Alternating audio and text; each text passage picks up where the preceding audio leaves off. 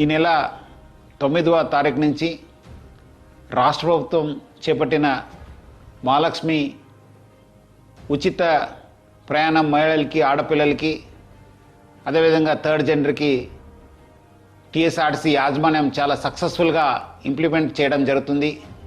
చాలా చోట్ల అనూహ్య స్పందన వచ్చింది.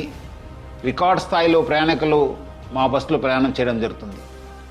బట్ ఈ ఒక పథకం ఇంప్లిమెంట్ చేయడంలో యాజమాన్యానికి, ముఖ్యంగా మన సిబ్బంది కూడా కొన్ని సమస్యలు తెలియెత్తుతున్నావు.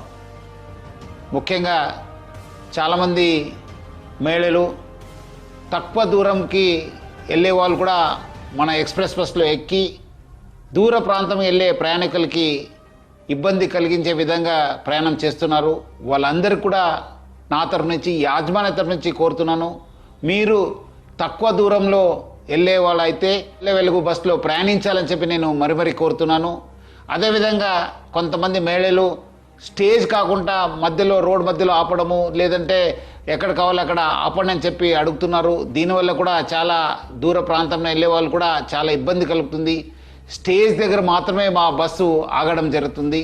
సో ముఖ్యంగా దీనివల్ల కూడా దూర ప్రాంతంలో వెళ్ళే వాళ్ళు, వేరే ప్రయాణికులు కూడా మేలు జరుగుతుంది.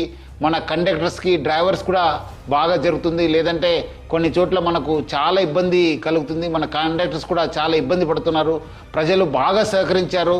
వాళ్ళందరూ కూడా నా తరపు నుంచి, యాజమాన్య తరపు కూడా ధన్యవాదాలు తెలుపుతున్నాను. వచ్చే రోజు కూడా ఈ ఒక స్కీమ్ని ఇంప్లిమెంట్ చేయడానికి మహిళలు, ఆడపిల్లలు, థర్డ్ జెండర్ వాళ్ళందరూ కూడా సహకరించాలని చెప్పి నేను మరి యాజమాన్య తరపు నుంచి అందరు కోరుతూ, మహిళా లోకానికి, ఆడపిల్లలకి, థర్డ్ జెండర్ అందరూ కూడా నేను యాజమాన్య తరపు నుంచి కూడా సహకరించేందుకు పేరుగా ధన్యవాదాలు తెలుపుతున్నాను.